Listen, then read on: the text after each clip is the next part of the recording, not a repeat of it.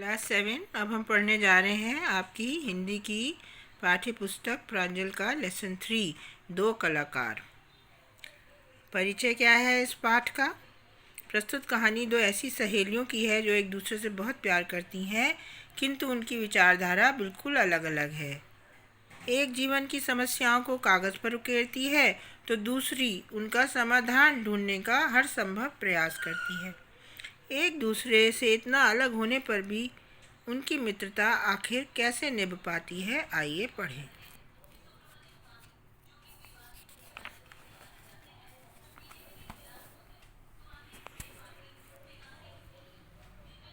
ए रूनी उठ, और चादर खींचकर चित्रा ने सोते ही अरुणा को झकझोर कर उठा दिया।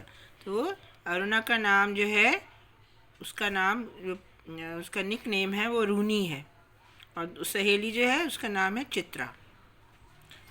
तो चित्रा से आप ये याद रखिए कि चित्रा चित्र बनाती है, यानी कि पेंटर है। अरे क्या है? आँख मलते हुए तनिक खिजलाहट भरे स्वर में अरुणा ने पूछा। चित्रा उसका हाथ पकड़कर खींचती हुई ले गई और अपने नए बनाए हुए चित्र के सामने ले जाकर बोली, देख मेरा चित्र पूरा हो गया। चित्रा जो है उसी से याद करिए कि वो चित्र बनाती है, पेंटर है, ठीक है। और अरुणा का निकनेम है रूनी। ओह, तो इसे दिखाने के लिए तूने मेरी नींद खराब कर दी। अरे ज़रा इस चित्र को तो देख, न पा गई पहला इनाम तो नाम बदल देना। चित्रा को चारों ओर से घुमाते हुए अरुणा बोली। किधर से देखूं? यह तो बता दे, 1000 बार तुझसे कहा कि जिस जीव का चित्र हो उसका नाम लिख दिया कर, जिससे गलतफहमी ना हुआ करे, वरना तू बनाए हाथी और हम समझे उल्लू।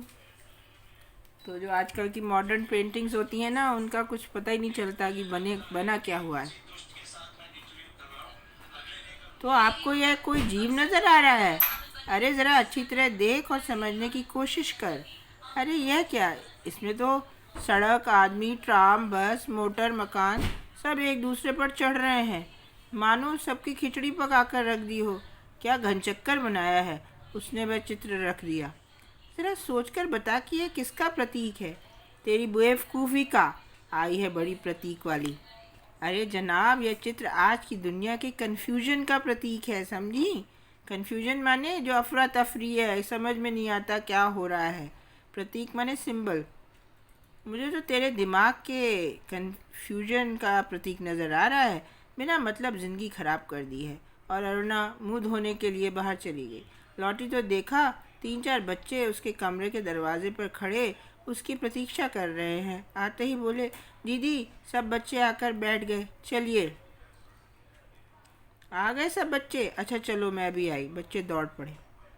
क्या ये बंदर पाल रखे हैं तूने भी? फिर ज़रा हंसकर चित्रा बोली, एक दिन तेरी पाठशाला का चित्र बनाना होगा। ज़रा लोगों को भी दिखाना पड़ेगा कि हमारी एक ऐसी मित्र साहिबा थी जो सारे गरीबों के बच्चों को पढ़ा पढ़ा कर ये अपने को भारी समाज सेविका समझती थी।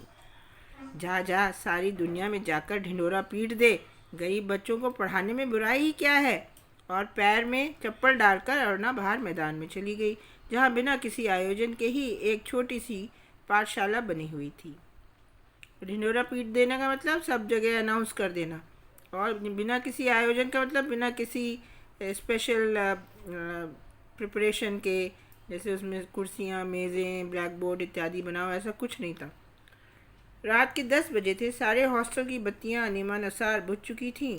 ऊपर के एक तल्ले पर अंधेरे में ही खुसर फुसर चल रही थी। तभी हॉस्टल के फाटक में जलती हुई टॉर्च लिए कोई घुसा। अपने कमरे की खिड़की में से झांकते हुए सविता ने कहा, ठाठ तो हॉस्टल में बस अरुणा घी के हैं।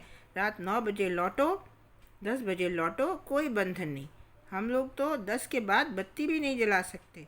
तो रात को 10 बजे कौन वापस आया? अरुणा, रूनी, क्योंकि वो बाहर जाके सोशल सर्विस करती थी, बच्चों को पढ़ाती थी, गरीबों के बच्चों को। लौट आई अरुणा दी। आज सवेरे से ही वे बड़ी परेशान थी। फुलिया दाई का बच्चा बड़ा बीमार था। दोपहर से वह उसी के यहाँ बैठी थी। पता नहीं क्या हुआ बेचारे का, शीला ने ठंडी सांस भरते हुए कहा। उनमें से एक लड़की जो खिड़की से झांक रही थी, उसने क्या पूछा, अरुणा दीदी आप लौट आई? तो आज सुबह से आप वो बहुत परेशान थी अरुणा दीदी, क्योंकि फुलिया दाई होगी कोई उनके यहाँ, कोई एक आया थी, तो उसका बच्चा बहुत बीमार था, तो ये अरुणा उसी के पास बैठी हुई थी। अब पता नहीं उस बच्चे का क्या हुआ। तू बड़ी भक्त है अरुणा दी की, उनके ऐसे गुण अपना लो तो तेरी भी भक्त हो जाऊंगी। अच्छा अच्छा चल, अपना लेक्चर अपने पास रख। अरुणा अपने कमरे में घुसी तो बहुत ही धीरे से, जिससे चित्रा की नींद न खराब हो, पर चित्रा जग रही थी। तो यानी कि अरुणा और चित्रा रूममेट्स थी, तो धीरे से आई कि वो जाग न जाए। दोपहर से अरुणा बिना खाए पिए बाहर थी, उसे नींद कैसे आती भला। तो अरुणा ने सारे दिन कुछ नहीं खाया था। मेस से उसका खाना लाकर मेज़ पर ढक कर रख दिया था। अरुणा के आते ही वह उठ बैठी और पूछा, बड़ी देर लग गई, क्या हुआ अरुणी? वह बच्चा नहीं बचा चित्रा, किसी भी तरह उसे नहीं बचा सकी, और उसका स्वर किसी गहरे दुख में डूब गया। चित्रा खाना गर्म करने लगी। तभी अरुणा ने कहा, रहने दे चित्रा, मैं खाऊंगी नहीं, मुझे ज़रा भी भूख नहीं है। और उसकी आंखें फिर छलछला आई। बहुत ही स्नेह से अरुणा की पीठ थपथपाते हुए चित्रा ने कहा, जो होना था सो हो गया, अब भूखे रहने से क्या होगा, थोड़ा खा ले। नहीं चित्रा, अब रहने दे, बस तू लैंप बुझा दे। उसके बाद 2-3 दिन तक अरुणा बहुत ही उदास रही, लेकिन समय के साथ साथ वह गम भी जाता रहा और सब काम ज्यों का त्यों चलने लगा। अगले दिन अरुणा के कॉलेज से लौटते ही चित्रा बोली, तेरे मनोज की चिट्ठी आई है? कहाँ, तूने तो पढ़ ली होगी फाड़ कर। तो अरुणा जब आई तो चित्रा ने उससे ये कहा कि उसका कोई फियांसी है या जो भी, उसकी चिट्ठी आई है। चल हट, तुम्हारी चिट्ठियों में रहता ही क्या है जो कोई पढ़े, बड़े बड़े आदर्श की बातें, मानो खत ना हुआ लेक्चर हुआ। वह लिफाफा फाड़ कर पत्र पढ़ने लगी। जब उसका पत्र समाप्त हो गया तो चित्रा बोली, आज पिताजी का भी पत्र आया है, लिखा है जैसे ही यहाँ का कोर्स समाप्त हो जाए मैं विदेश जा सकती हूँ। मैं तो जानती थी पिताजी कभी मना नहीं करेंगे। यानी चित्रा जो कि एक पेंटर थी, उसका प्लान क्या है कि वो विदेश जाकर आगे पेंटिंग सीखे, जबकि अरुणा जो है वो she is actually engaged to someone to get married. तो ये जाना चाहती थी, चित्रा विदेश जाना चाहती। हाँ भाई, धनी पिता की इकलौती बिटिया ठहरी, तेरी इच्छा कभी टाली जा सकती है। पर सच कहती हूँ, मुझे तो सारी कला इतनी निरर्थक लगती है कि बता नहीं सकती। किस काम की ऐसी कला जो आदमी को आदमी न रहने दे। तो उसने कहा, ये निरर्थक मतलब बिना अर्थ की है तुम्हारी ये जो आर्ट है, पेंटिंग्स हैं, ये जो है उसमें पता ही नहीं चलता कौन आदमी है कौन जानवर है। तो तू मुझे आदमी नहीं समझती क्या? क्यों, तुझे दुनिया से कोई मतलब नहीं? हाँ, यहाँ पे उसका क्या मतलब है कि वो इंसान ही नहीं रह गई है, वो तो कुछ और ही बन गई है। तो तुझे दुनिया से कोई मतलब नहीं, दुनिया में बड़ी से बड़ी घटना घट जाए, फिर यदि उसमें तेरे चित्र के लिए कोई आइडिया नहीं है तो तेरे लिए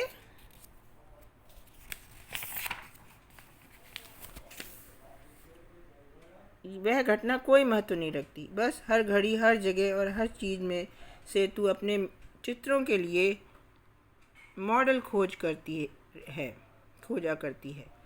कागज़ पर इन निर्जीव चित्रों को बनाने के बजाय 2-4 की ज़िंदगी क्यों नहीं बना देती?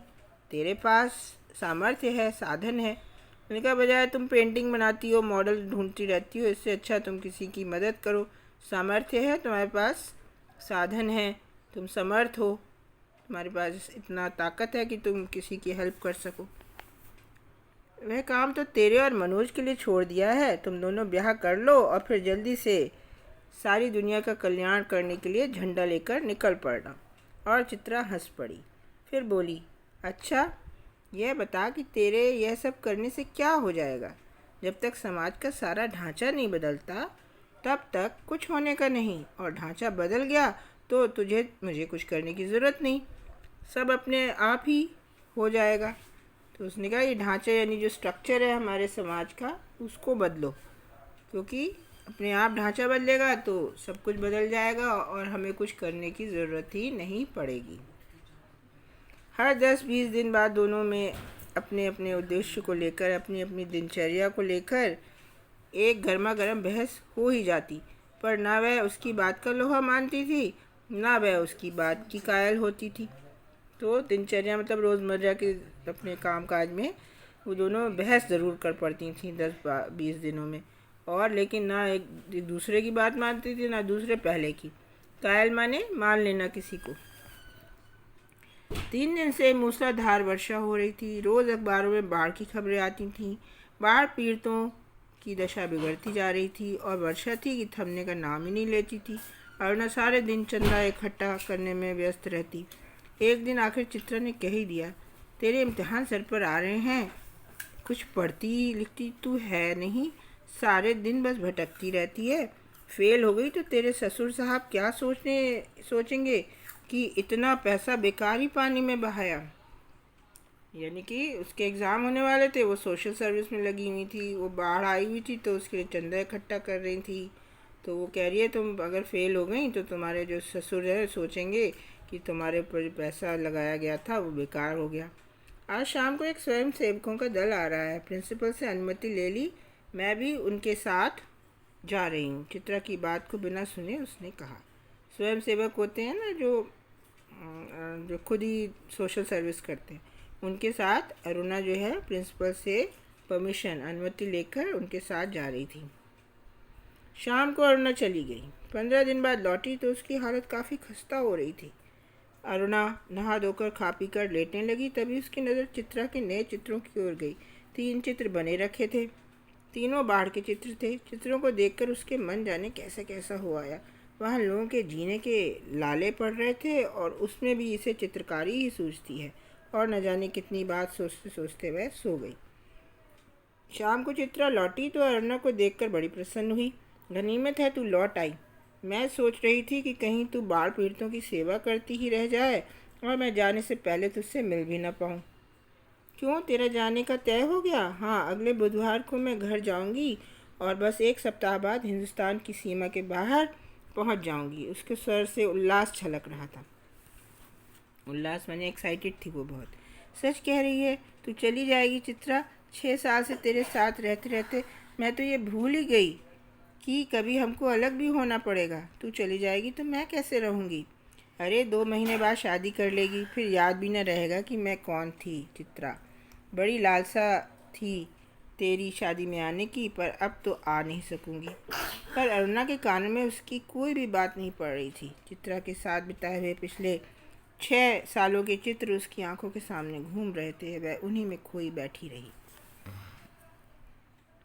उस रात को भी अरुणा अपने और चित्रा के बारे में ही सोचती रही। दोनों के आचार विचार, रहन सहन, रुचि आदि में ज़मीन आसमान का अंतर था। ज़मीन आसमान का मतलब बिल्कुल ऑपोजिट था उनका नेचर भी, उनका सोच विचार, उनकी रुचियाँ, रहने का ढंग वगैरह। फिर भी कितना स्नेह था दोनों में। सारा हॉस्टल उनकी मित्रता को ईर्ष्या की नज़र से देखता था। ईर्ष्या माने जेलसी। आज चित्रा को जाना था। हॉस्टल में उसे बड़ी शानदार विदाई मिली थी। अरुणा सवेरे से ही उसका सारा सामान ठीक कर रही थी। एक एक करके चित्रा सबसे मिलाई, फिर गुरुजी के घर की तरफ चल पड़ी। 3 बज गए पर वह लौटी नहीं। अरुणा उसका सारा काम समाप्त करके उसकी राह देख रही थी। 5 बजे की गाड़ी से वह जाने वाली थी। अरुणा ने सोचा वह खुद जाकर देखा है कि आखिर बात क्या हो गई। तभी हड़बड़ाती सी चित्रा ने प्रवेश किया। बड़ी देर हो गई ना? अरे क्या करूं, बस कुछ ऐसा हो गया कि रुकना ही पड़ा।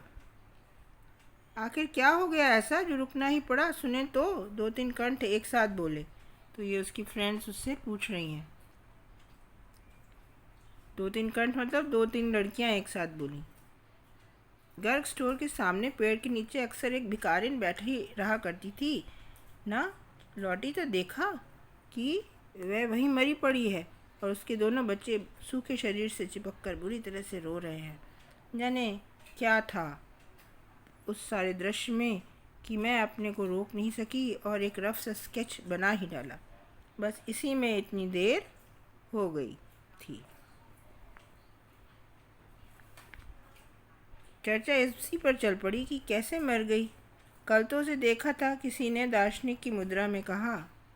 अरे जिंदगी का क्या भरोसा, मौत कहकर थोड़े आती है, आदि आदि। पर इस सारी चर्चा से अरुणा कब खिसक गई कोई जान ही नहीं पाया। तो ये आप मार्क कर लीजिएगा इसको, जहाँ भी मैंने ये अंडरलाइन करा है। तो ये किसी क्वेश्चन का आंसर है जो मार्क किया होगा। ये शायद खा 2 के खा का देख लीजिएगा। 4:30 और चित्रा हॉस्टल के फाटक पर आ गई, पर तब तक अरुणा का कहीं पता नहीं था। बहुत सारी लड़कियां उसे छोड़ने स्टेशन आईं, पर चित्रा की आंखें बराबर अरुणा को ढूंढ रही थीं। पर अरुणा न आई सो न आई। विदेश जाकर चित्रा तन मन से अपने काम में जुट गई। उसकी लगन ने उसकी कला को निखार दिया। विदेशों में उसके चित्रों की धूम मच गई। भिखमंगों और 2 अनाथ बच्चों के उस चित्र की प्रशंसा में तो अखबारों के कॉलम भर गए। शोहरत के ऊंचे कगार पर बैठ चित्रा जैसे अपना पिछला सब कुछ भूल गई। शोहरत माने प्रसिद्धि। पहले वर्ष तो अरुणा से पत्र व्यवहार बड़े नियमित रूप से चला, फिर कम होते होते एकदम बंद हो गया। पिछले 1 साल से तो उसे यह भी नहीं मालूम कि वह कहाँ है। उसके चित्रों की प्रदर्शनियाँ होती। अनेक प्रतियोगिताओं में उसका अनाथ शीर्षक वाला चित्र प्रथम पुरस्कार पा चुका था। 3 साल बाद जब वह भारत लौटी तो बड़ा स्वागत हुआ उसका। अखबारों में उसकी कला पर, उसके जीवन पर अनेक लेख छपे। दिल्ली, यहाँ से मार्क कर लीजिए, कोई क्वेश्चन है, घा का आंसर है दिल्ली।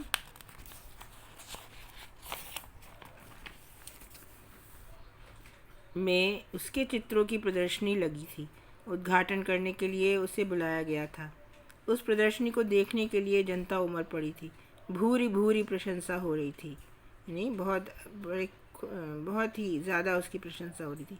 चित्रा को लग रहा था जैसे उसके सपने साकार हो गए। उसी भीड़ भाड़ में अचानक उसकी भेंट अरुणा से हो गई। रूनी कहकर वह भीड़ की उपस्थिति को भूलकर अरुणा के गले से लिपट गई। उपस्थिति मतलब भीड़ के होते हुए भी वह अरुणा के गले से लिपट गई। तुझे कब से चित्र देखने का शौक हो गया रूनी? चित्रों को नहीं, चित्रा को देखने आई थी। तू तो एकदम भूल ही गई। उसने कहा चित्रों को नहीं, मैं तो तुम्हें मिलने के लिए आई थी। अरे ये बच्चे किसके हैं? 2 प्यारे से बच्चे अरुणा से सटे खड़े थे। लड़की की उम्र 10 साल की होगी तो लड़की की कोई 8। लड़के की उम्र 10 साल और लड़की की 8। मेरे बच्चे हैं और किसके? ये तुम्हारी चित्रा मौसी हैं, नमस्ते करो अपनी मौसी को। अरुणा ने आदेश दिया। बच्चों ने बड़ी अदा से नमस्ते किया, पर चित्रा अवाक होकर कभी उनका और कभी अरुणा का मुंह देख रही थी। वह सारी बात का तुक नहीं मिला पा रही थी, क्योंकि उसको तो गए हुए कम समय हुआ था, 6 साल हुए थे, और बच्चे तो बड़े बड़े थे उससे। उस समय जब वो गई थी तो अरुणा की तो शादी भी नहीं हुई थी।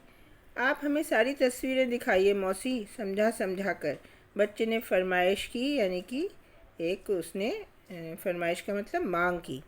चित्रा समझाती हुई तस्वीरें दिखाने लगी। घूमते घूमते वह उसी भिकारन वाली तस्वीर के सामने आ पहुँचे। चित्रा ने कहा, यही वह तस्वीर है रूनी जिसने मुझे इतनी प्रसिद्धि दी। ये बच्चे रो क्यों रहे हैं मौसी? तस्वीर को ध्यान से देखकर बालिका ने कहा, इनकी माँ मर गई है, इतना भी नहीं समझती। बालक ने मौका पाते ही अपने बड़प्पन की छाप लगाई। बड़प्पन माने बड़ा होने की समझदारी दिखाई। हाय राम, इनकी माँ मर गई तो फिर बच्चों का क्या हुआ? बालिका ने पूछा। मौसी, हमें ऐसी तस्वीर नहीं, अच्छी अच्छी तस्वीरें दिखाओ, राजा रानी की, परियों की। उस तस्वीर को और अधिक देर तक देखना बच्चों के लिए असह्य हो चुका था। मौका मिलते ही चित्रा ने पूछा, सच सच बता रूनी, ये प्यारे प्यारे बच्चे किसके हैं? एक क्षण रुककर अरुणा ने कहा, बता दूं? और फिर उस भिखारी वाले चित्र के दोनों बच्चों को पर उंगली रखकर बोली, ये ही वे दोनों बच्चे हैं। क्या? विस्मय से चित्रा की आंखें फैली की फैली रह गईं। विस्मय मतलब हैरानी से। क्या सोच रही है चित्रा? कुछ नहीं, मैं सोच रही थी कि, पर शब्द शायद उसके विचारों में ही खो गए। तो ये कहानी मन्नू भंडारी की लिखी हुई है। मन्नू भंडारी बहुत प्रसिद्ध लेखिका हैं। उनके पति राजेंद्र यादव थे। दोनों ही बहुत ही उच्च स्तर के लेखक थे। तो इसमें दिखाया गया कि किस तरह एक सहेली ने अनाथ बच्चों का चित्र बना के सारी दुनिया में प्रशंसा प्राप्त कर ली और प्रसिद्धि प्राप्त कर ली। दूसरी ने उन बच्चों को पाल लिया, उसको पाल कर इतना बड़ा कर लिया। तो यही फ़र्क होता है एक ऐसे व्यक्ति में जो सिर्फ सपनों की दुनिया में रहता है और एक व्यक्ति दूसरा है जो प्रैक्टिकल करने में यकीन करता है। तो आप इसके शब्दार्थ लिख लीजिएगा और क्वेश्चन आंसर्स भी लिख लीजिएगा, वो आपको भेजे जा चुके हैं। टिक मार्क कर लीजिए और जो भी प्रश्न का उत्तर समझ में ना आए तो उसको आप हमसे पूछ सकते हैं, ठीक है। तो ये सारा कर लीजिए। तो अब जैसे ये एक होता है ना सकर्मक अकर्मक, क्या होता है जिसमें क्रिया का असर सिर्फ एक ही पर बनाने वाले पर पड़े तो वो सकर्मक, वो अकर्मक क्रिया होती है, और जिसमें किसी और पर पड़े वो सकर्मक है। मेरा चित्र पूरा हो गया, तो चित्र किसका है? मेरा। और क्या पूरा हो गया? चित्र। सकर्मक है ये। बच्चे रो रहे हैं तो ये अकर्मक है। और इसी तरह कुछ ऐसा हो गया कि रुकना ही पड़ा, अकर्मक।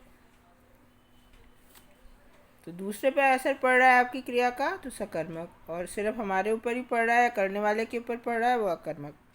लिंग, अब चित्र का क्या लिंग है भाई? यह चित्र किसका? किसकी तो है नहीं, तो यह चित्र किसका? तो ये पुल्लिंग है। खिचड़ी पक गया है तो है नहीं, पक गई है, तो ये स्त्रीलिंग हो गया। खाना रख दिया था, पुल्लिंग हो गया।